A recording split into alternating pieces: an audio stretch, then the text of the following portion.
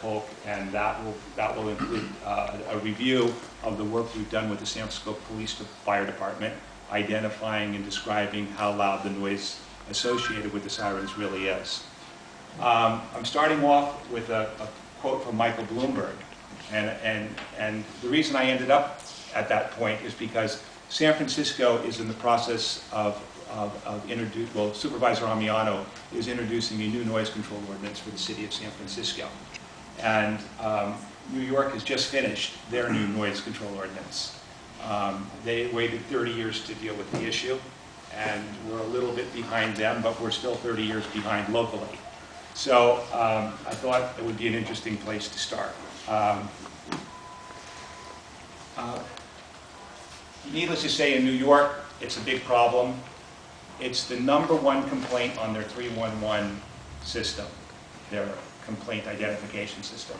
San Francisco is not able to retrieve its complaints quite as efficiently. So until we can, we don't know what our #1 complaint is, but I wouldn't be surprised if noise complaints are fairly at the top of our list.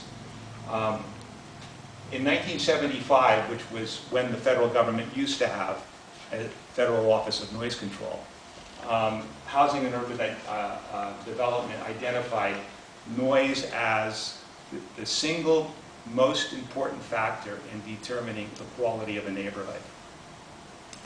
Okay, more than street repair, street lighting, all the other common issues.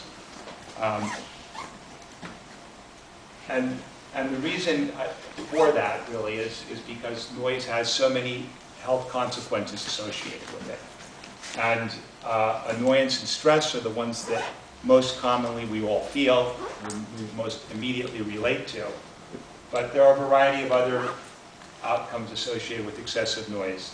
Hearing loss, the inability to communicate, and decreased efficiency of academic performance.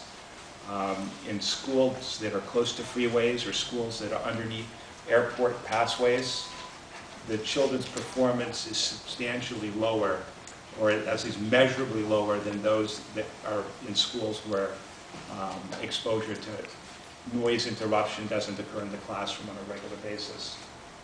There are, associated with the stress and noise, there's a variety of diseases that have been documented, and they include colitis and ulcers, which are directly related to the stress response.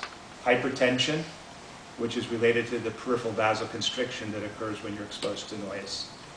And then a variety of heart disease and mental illnesses that come really as a result of the hypertension, and then the mental illness as a result of the annoyance and stress.